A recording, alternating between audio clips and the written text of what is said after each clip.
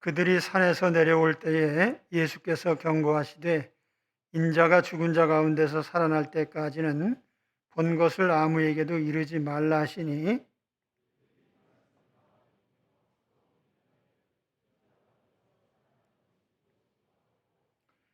이에 예수께 묻자와 이르되 어찌하여 서기관들이 엘리야가 먼저 와야 하리까 하나이까.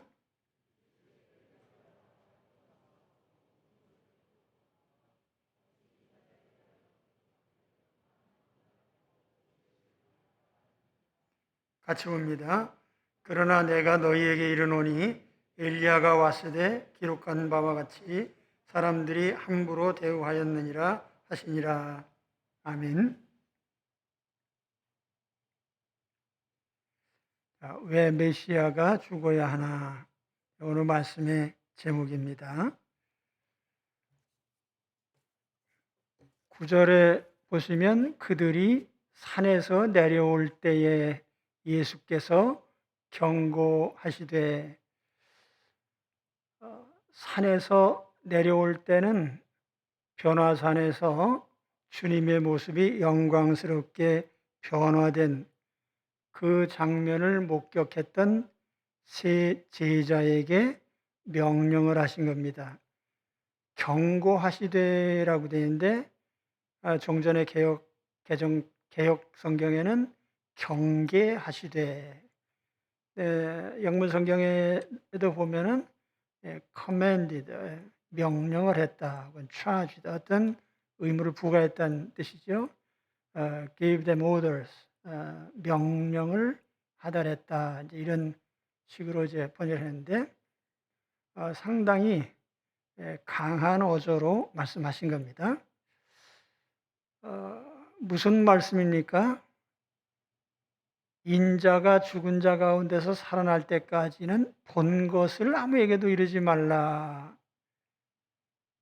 변화산에서 영광스러운 주님의 모습을 목격한 것에 대해서 얘기를 하지 말아라. 근데 언제까지 얘기를 하지 말란 얘기냐면 주님께서 부활하실 때까지, 부활하신 후에 얘기를 해라. 그 전에는 얘기하지 말라는 거죠.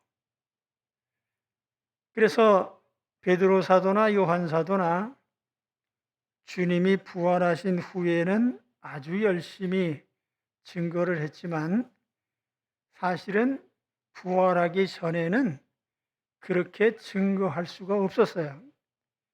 주님이 말하지 말라고 한 이유가 두 가지가 있습니다. 첫째는 군중들의 오해 때문이에요. 만일 제자들이 영광스러운 주님의 모습을 목격했다고 얘기를 한다면 군중들이 어떻게 반응했을까? 물론 반대자들도 있지만 예수님을 메시아로 알고 있는 군중들은 아주 열렬하게 환영을 했을 겁니다. 그러나 그들의 이러한 반응은 메시아에 대해서 상당히 오해를 하고 있기 때문에 문제가 되는 겁니다. 자, 그것이 언제 실제로 발생했냐면 예수님께서 고난주간 첫째 날 종려주일에 나귀를 타고 예루살렘을 행진하셨는데 그때 장면을 마태복음에 이렇게 기록하고 있어요. 앞에서 가고 뒤에서 따르는 무리가 소리 높여 이르되 호산나 다윗의 자손이여 찬송하리로다 주의 이름으로 오시는 이여 가장 높은 곳에서 호산나 하더라. 마가복음 11장 10절에 찬송하리로다 오는 우리 조상 다윗의 나라여 가장 높은 곳에서 호산나 하더라. 요한복음 12장 13절에는 종려나무 가지를 가지고 맞으러 나가 외치되 호산나 찬송하리로다 주의 이름으로 오시는 이 곧 이스라엘의 왕이시여. 그런데 군중들이 예수님을 부른 호칭이 여러 가지가 나와요. 다윗의 자손이여, 주의 이름으로 오시는 이여, 우리 조상 다윗의 나라여, 주의 이름으로 오시는 이스라엘의 왕이시여. 그런데 이렇게 환영한 것이 뭐가 문제가 됐죠? 한 주간도 못 돼서 겨우 사흘 정도 지난 후에 예수님을 십자가에 못 박으라고 이 무리들이 돌변했단 말이에요. 그러면 호산나 찬송하리로다 하고 이렇게 외치던 사람들이 왜 갑자기 돌변해서 예수를 십자가에 못 박으라고 외치는 무리가 됐을까요? 메시아를 오해한 것이죠. 군중들은 메시아가 오시면 다윗 왕국이 다시 세워지는 걸로 생각을 했어요. 근데 예수님이 예루살렘에 오셔서 보니까 허무하게 빌라도에게 잡혀서 재판받으시고 끌려다니고 전혀 엉뚱한 그런 모습으로 나타났기 때문에 실망을 한 거죠. 그러니까 메시아에 대해서 오해를 하고 있는 이런 무리에게 영광의 예수님을 얘기한다면 그들은 더 오해를 했을 겁니다. 당장 무슨 메시아 왕국이 이루어진 줄 알고 난리를 벌였겠죠. 그리고 그게 아닌 줄 알면 또 돌변하는. 두 번째 이유는 제자들 역시 주님의 죽음의 의미를 몰랐기 때문이에요. 물론 제자들도 예수님이 구세주이신 것을 어느 정도는 알고 있었습니다. 그런데 그 메시아가 어떤 구원을 어떻게 이루는지는 전혀 몰랐어요. 대속의 죽음을 몰랐습니다. 그래서 제자들은 죽음 없는 구원, 십자가 없는 영광의 주님을 기대했습니다. 그래서 주님은 주님의 죽음과 부활을 목격하기 전에는 얘기하지 마라. 왜냐하면 부활을 목격하기 전까지는 제자들 자신도 주님이 어떤 구원을 이루신지를 모르고 있었기 때문에 영광의 주님을 불쑥 얘기해봤자 제자들에게도 아무 도움이 안 되는 거예요. 변화산에서 주님이 변화하신 모습은 큰 틀에서 보면 종말적인 메시지를 담고 있습니다. 세상 종말에 주님께서 영광의 모습으로 오신다는 것과 모든 성도들이 영광스러운 모습으로 부활하게 된다는 사실을 알려준 것입니다. 그런데 제자들은 이런 영광의 부활에 이르기 위한 고난의 과정을 몰랐습니다. 희생의 가치를 모르는 사람에게 영광부터 얘기하는 것은 아무 유익이 없는 것이죠.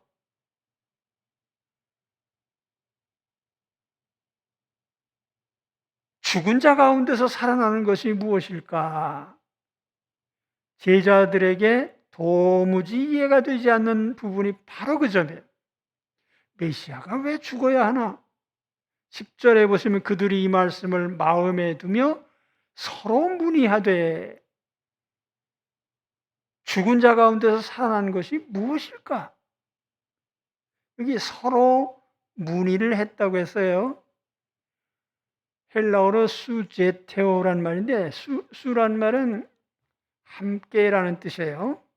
제테오란 말은 seek, 찾는다는 뜻이에요. 함께 찾는다. seek together. 혹은 영어 번역에 보면은 이 questioning, 질문을 했다. 또 discussing, 토론을 했다. 또는 asked each other, 서로 물었다. 그런 식으로 번역을 했어요. 이게 너무나 이해가 안 가는 부분이니까 토론도 하고 묻기도 하고 왜 메시아가 죽어야지? 제자들이 이렇게 이해를 못하는 이유는 유대인의 종말관 때문에 그래요. 말씀 누누이 드렸지만은 유대인의 종말관은 메시아가 오면 예루살렘의 다윗 왕국이 재건된다고 생각을 했어요. 그게 메시아 왕국이에요. 그런데 그 메시아가 와서 영광스럽게 변했다가 도로 죽는다고 한단 말이에요. 이건 도무지 이해가 안 되는 부분이죠. 그래서 묻습니다. 죽은 자 가운데서 살아나는 것이 무엇일까? What rising from death? 죽은 자 가운데서 살아난다, 일어난다? 세상 종말에 죽은 자가 부활하는 것은 믿어요. 그런데 메시아까지 그 죽은 사람들 속에 있다는 사실은 믿을 수 없는 거예요. 그래서 질문하는 겁니다. 이러한 그들의 이런 메시아가 죽는다는 사실을 이들이 얼마나 모르고 있었느냐 하는 것은 그동안 주님께서 죽음을 예고하실 때마다 베드로가 어떻게 반응을 했는지를 살펴보면 알 수가 있어요. 베드로 사도가 어떤 반응을 나타내는지 보세요. 마태복음 8장 31절에 보면 인자가 많은 고난을 받고 장로들과 대제사장들과 서기관들에게 버림받아 죽임을 당하고 사흘 만에 살아나야 할 것을 비로소 그들에게 가르치시되 드러내놓고 이 말씀을 하시니 베드로가 예수를 붙들고 항변했다는 것은 죽지 말라는 뜻이죠. 마가복음 9장 5절에는 베드로가 예수께 고하되 라삐여 우리가 여기 있는 것이 좋사오니 우리가 초막셋을 짓되 하나는 주를 위하여 하나는 모세를 위하여 하나는 엘리야를 위하여 하사이다. 예수님이 변화산에서 엑소도스에 대해서 엘리야와 모세와 의논을 하셨다고 했어요. 지난 시간에. 예수님 십자가에서 죽으실 의논을 하시는 마당에 여기서 그냥 공기도 좋고 좋은 경치 좋은 곳에 그냥 지냅시다.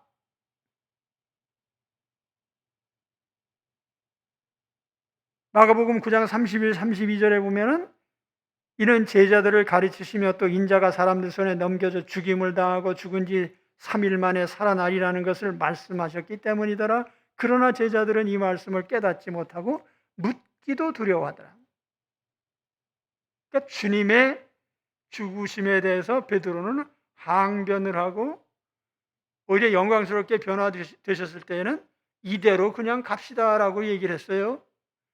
예수님 예루살렘에 십자가에 죽으러 올라가시는 그 길목에서 서로 예수님 곁에 앉겠다고 다퉜습니다. 그래서 예수님이 죽음의 얘기를 할 때마다 이해는 안 가지만 묻는 것도 두려웠어요. 메시아가 죽으면 절대로 안 되지. 그런 생각 때문에요. 오늘 우리는 복음을 너무나 잘 알고 있습니다. 그래서 예수님이 내 죄를 대신하여 십자가에서 죽으시고 사흘 만에 다시 살아나셨다고 매주 우리가 예배 때마다 고백하잖아요. 사도신경 우리 고백하죠. 장사된 지 사흘 만에 죽은 자 가운데서 다시 살아나시고 하늘에 오르사 고백은 그렇게 해요. 그러나 오늘 우리도 역시 제자들과는 또 다른 차원에서 십자가를 우리가 외면하죠. 복음을 안다고 하면서도 희생과 고난은 피하려고 합니다. 희생과 고난은 주님이 다 받으셨으니까 우리는 영광만 받겠습니다. 우리가 그런 사고방식을 조장하는 사람들이 있어요. 예수 믿는 사람 중에도 주님이 아프셨으니 우리는 아프지 않기를 바랍니다. 주님이 모욕을 당하셨으니 우리는 존중만 받기를 바랍니다. 주님이 배척을 당하셨으니 우리는 환영만 받겠습니다. 주님이 가난해지셨으니 우리는 부자 되게 하소서. 주님이 낮아졌으니까 우리는 높아지게 하소서. 그러니까 십자가 없는 영광의 부활만을 외치고 있는 거예요. 십자가 고난은 없고 영광만 있는 이런 기독교가 그리스도의 영혼을 망치는 거예요. 그리스도인의 영혼. 고난 없는 영광을 바라보는 것이 우리 주님의 십자가 정신에 위배되는 거예요. 이해가 되십니까?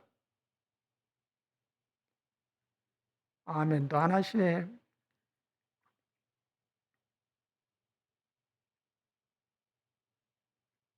고난 없는 영광을 기대하고 바라고 그렇게 사는 것이 그리스도인에게는 삶의 적인 줄 아시기 바랍니다.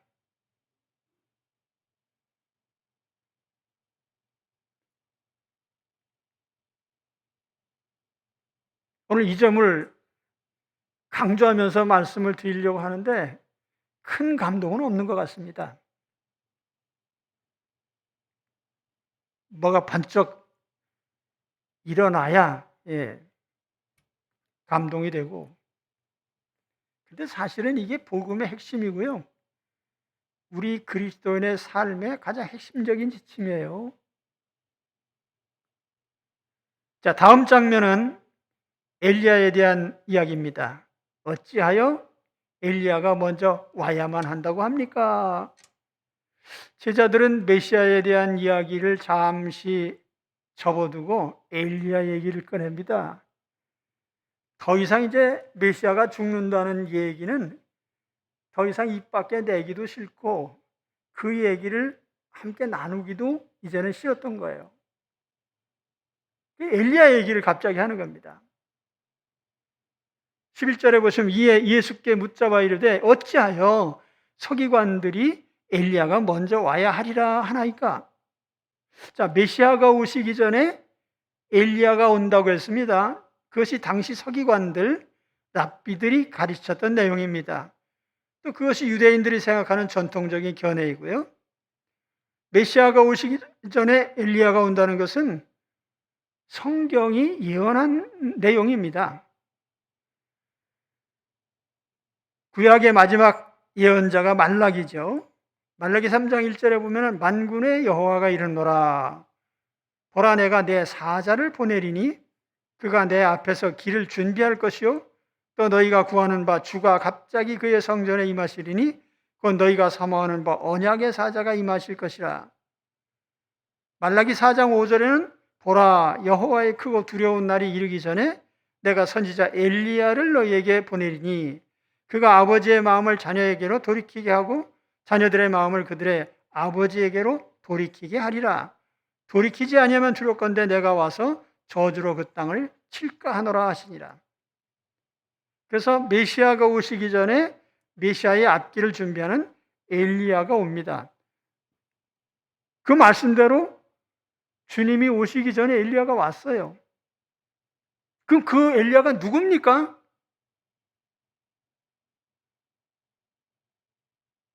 예수님보다 앞서서 온, 예수님을 알리러 온, 앞길을 예비하러 온 엘리야가 누구예요? 세례 요한이죠. 마가는 마가복음 서두에서 이미 이 얘기를 했어요. 마가복음 1장 2절에 보면은 선지자 이사야의 글에 보라 내가 내 사자를 네 앞에 보내노니 그가 네 길을 준비하리라. 광야에 외치는 자의 소리가 있어 이르되 너희는 주의 길을 준비하라. 그의 오실 길을 곧게 하라. 기록된 것과 같이 세례 요한이 광야에 이르러 죄 사함을 받게 하는 회개 세례를 전파하니 세례 요한이 메시아 앞에 와서 회개시키기 위해서 회개 세례를 전파했다 이렇게 얘기를 하고 있습니다. 그런데 불행하게도 유대인들이나 제자들이나 세례 요한이 엘리야인 것을 알지 못했어요. 그래서 오늘 주님이 그 부분을 또 지적을 하시는 겁니다. 13절 말씀을 보시면은 그러나 내가 너희에게 이르노니 엘리야가 왔으되 기록된 바와 같이 사람들이 함부로 대우하였느니라 하시니라. 함부로 대우하였다. Whatever they wished. 그들이 원하는 대로 그저 제 멋대로 엘리야를 대우했다. 엘리야를 엘리야로 대우하지 않고 무슨 세상 날강도처럼 대접을 했죠. 세례 요한이 어떻게 됐어요? 헤롯 안티바스가 세례 요한이 자기 죄를 지적한다고 옥에 가뒀다가 나중에 목을 베버렸어요.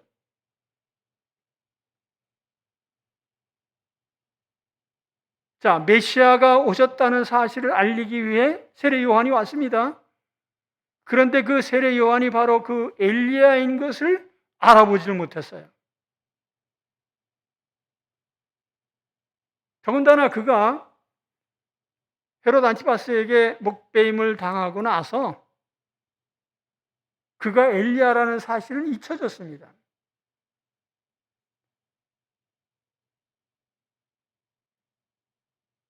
그러나 사실은 그가 예수님을 소개하러 온 사람이죠. 세례 요한은 딱 한 가지 일을 했어요.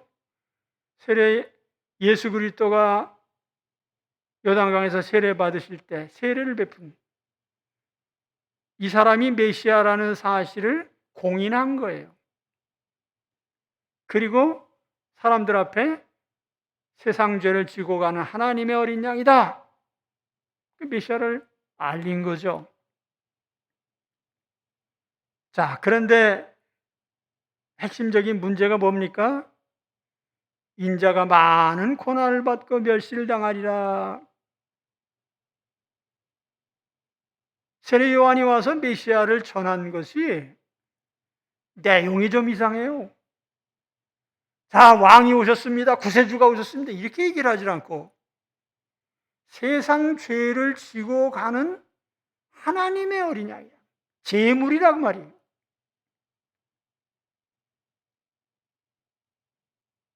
세상 죄를 대신 지고 희생하는 구세주. 그 고난의 메시아가 세례 요한이 세상에 알린 메시아입니다. 그 본문 12절에 보시면 이르시되 엘리야가 과연 먼저 와서 모든 것을 회복하거니와 어찌 인자에 대하여 기록하기를 많은 고난을 받고 멸시를 당하리라 하였느냐. 메시아는 영광의 왕으로 오시지 않았어요. 비단 옷 입고 왕궁에 오시지 않았습니다. 머리 둘 것도 없이 초라한 모습으로 오셨죠. 사람들에게 멸시를 당하고 고통당하고 십자가에서 죽으셨습니다. 모든 오해가 여기서 비롯됐어요. 근데 메시아만 그런 것이 아니라 메시아를 알리러 왔던 엘리야도 똑같은 길을 걸어갔습니다. 바로 이 점 때문에 유대인들은 세례 요한이 엘리야인 것을 알아보지 못했고 예수님이 메시아인 것을 알아보지 못한 거예요. 자, 엘리야가 오면 모든 것을 회복한다고 했습니다. 그런데 왜 세례 요한은 옥에 갇혔다가 처형을 당했습니까? 그럼 세례 요한이 회복한 게 도대체 뭡니까? 여기 회복한다는 단어의 뜻은 재건한다는 뜻인데 하나님 앞에 인간이 죄를 짓고 하나님과 원수가 됐어요. 하나님의 자녀의 자격을 상실한 이 죄인들이 다시 하나님 자녀의 자리로 되돌아오는, 그래서 이 회복이라고 했는데 영어로는 리스토어입니다. 다시 재건하는 거예요. 다시 세우는 것.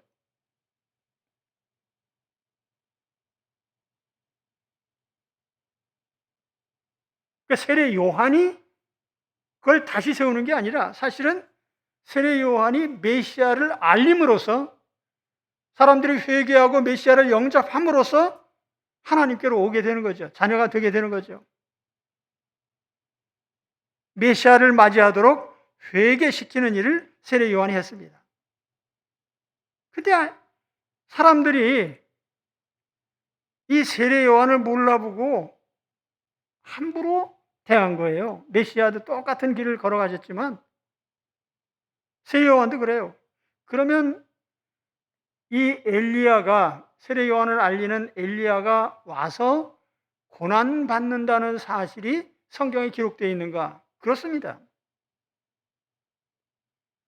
우리가 구약에 일어난 많은 사건들이 신약에 일어날 사건을 예표하고 있습니다.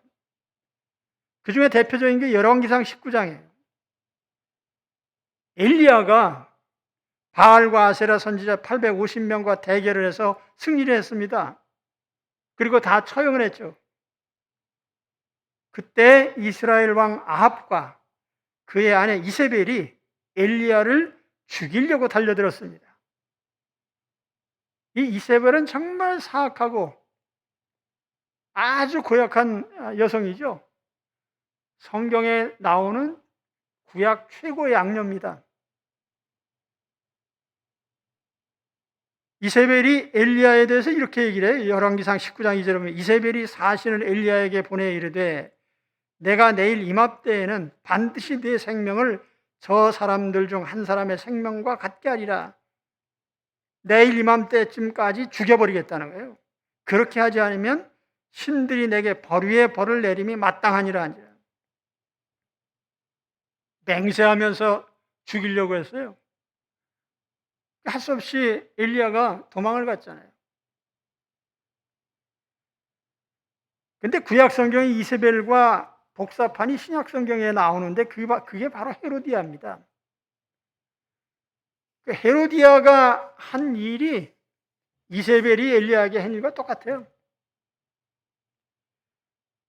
세례 요한이 죄를 지적하고 잘못을 책망할 때 그게 듣기 싫어서 세례 요한을 감옥에 가뒀다가 참수형을 시켜버렸습니다.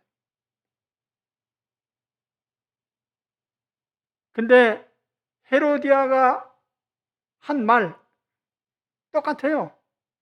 마가복음 6장 23절에 25절까지 보면 또 맹세하기를 무엇이든지 내가 내게 구하면 내 나라의 절반까지라도 주리라 하거늘 그가 나가서 그 어머니에게 말하되 내가 무엇을 구하리까? 그 어머니가 이르되 세례 요한의 머리를 구하라.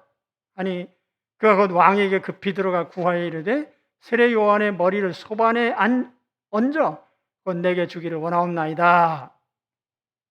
엘리야를 죽이려고 했던 이세벨이나 세례 요한을 죽인 헤로디아나 똑같은 거죠.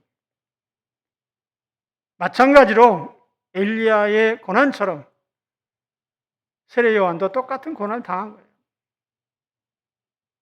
우리가 엘리야 그러면은 죽음을 맛보지 않고 승천한 사람, 그래서 영광의 엘리야만 생각해요.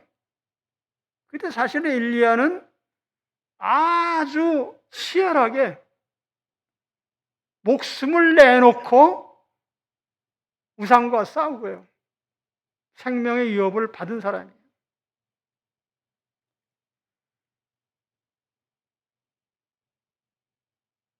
그래서 유대인들이나 예수님 제자들이나 엘리야가 당한 고난의 의미를 알지 못했습니다. 그저 엘리야도 영광 중에 오고 메시아도 영광 중에 오는 것만 생각했죠. 그들이 어떤 고난의 과정을 통과해서 영광에 이르는지는 전혀 알지 못했어요.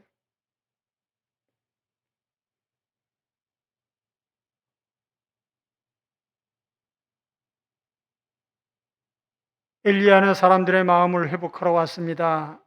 메시아를 알리러 왔습니다. 그 엘리야가 주님보다 먼저 순환을 당했어요. 그리고 세례 요한이 전파했던 예수 그리스도께서 똑같은 순환의 길을 가십니다. 죄인들을 하나님 자녀로 받아주시기 위해서 주님은 스스로 십자가에서 죽으셨습니다. 우리는 종말에 나타날 영광을 바라보면서 살고 있습니다. 그러나 현재라고 하는 시간은 그 영광으로 가는 길목에 있어요. 결코 현재라는 시간이 영광의 시간은 아닌 것입니다. 출애굽과 가나안 사이에 광야가 있습니다. 우리는 지금 광야를 걷고 있는 것이죠. 고난의 과정이 없는 영광을 기대할 수 없습니다. 십자가 없는 영광은 있을 수 없습니다. 십자가 없는 영광을 추구한다면 우리는 영적인 눈을 감아버릴 것입니다. 영적인 눈이 멀어요. 영의 눈이 멀면 어떻게 되죠? 사람을 알아보지 못합니다. 여러분, 이 세상에 살아가면서 분별력 중요하죠. 근데 정말 인생사에 중요한 것은 사람 알아보는 거예요. 사람 잘못 알아본 사람들 다 망합니다. 청춘 남녀들이요, 배우자가 얼굴 미녀라고 해서 홀딱 반했다가는요, 큰 코 다쳐요.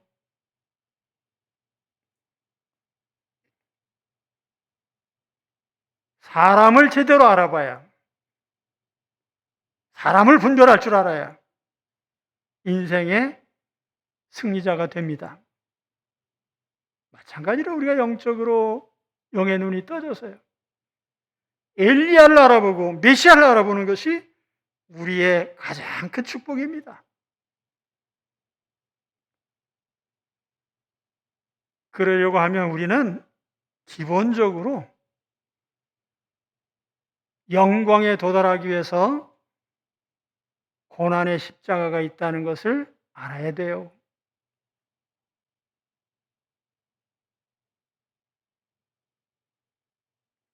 변화산의 영광을 목격했던 야고보 사도가 어떻게 됐죠? 주님 부활하신 후에 첫 번째 순교자가 됐어요. 변화산에 있었던 세 제자 야고보는 첫 번째 순교자가 되고, 베드로 사도 역시 예루살렘 교회를 세우고 성경을 기록하고 복음을 전파하다가 전설에 의하면 그는 내가 어떻게 주님과 똑같은 방법으로 죽겠느냐 그러면서 거꾸로 매달려서 죽었다고 합니다. 사도 요한 마찬가지죠. 그는 박해시대를 견디면서 요한계시록을 기록을 했어요. 모든 고난을 참고 대환란을 견디고 승리하라.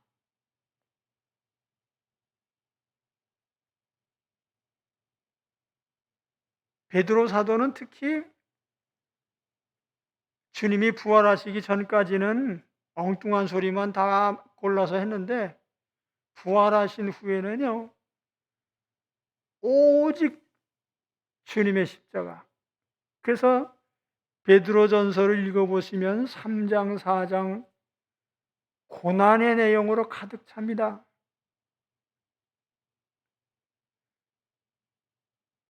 베드로전서 3장 14절에 보면 그러나 의를 위하여 고난을 받으면 복이 있는 자니 그들이 두려워하는 것을 두려워하지 말며 근심하지 말고, 17절에 보면 선을 행함으로 고난받는 것이 하나님의 뜻일진데 악을 행함으로 고난받는 것보다 나으니라. 베드로전서 4장 1절에 보면은 그리스도께서 이미 육체의 고난을 받으셨으니 너희도 같은 마음으로 갑옷을 삼으라. 이는 육체의 고난을 받은 자는 죄를 그쳤음이니 오히려 너희가 그리스도의 고난에 참여하는 것으로 즐거워하라. 이는 그의 영광을 나타내실 때 너희로 즐거워하고 기뻐하게 하려 함이라. 만일 그리스도인으로 고난을 받으면 부끄러워 말고 도리어 그 이름으로 하나님께 영광을 돌리라. 그러므로 하나님의 뜻대로 고난을 받는 자들은 또한 선을 행하는 가운데 그 영혼을 미쁘신 창조주께 의탁할지어다. 이렇게 변화산에 영광의 주님을 목격했던 제자들은 주님이 부활하신 후에 주님과 똑같은 고난의 길을 걸어갔습니다. 오늘 말씀의 제목대로 왜 메시아가 죽어야 하지?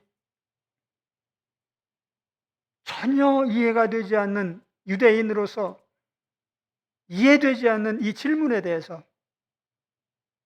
오늘 주님께서 우리에게 말씀하십니다. 죽음 없는 부활은 없다. 고난 없는 영광은 없다. 오늘 우리도 주님이 가신 길을 똑같이 따르고 있습니다. 그렇기 때문에 그리스도인의 삶은 언제나 미래의 영광을 향한 현재의 고난의 여정에 있습니다. 이걸 부정하면서 살려고 하지 마세요. 우리는 현세가 고난의 여정이라는 사실을 항상 마음에 새기고 살아야 돼요. 이 세상은 낙원이 아니에요. 지옥의 훈련소입니다. 삶의 체험장이에요. 지옥이 얼마나 참 불행한 곳인가. 그 많은 것을 체험할 수 있는 게 이 현세예요. 그렇기 때문에 오늘 여러분, 미래의 영광을 향하여 우리는 살고 있습니다. 그리고 현재 걸어가는 길은 고난의 여정입니다. 그 길은 엘리야가 걸어갔고 메시아도 걸어가셨어요.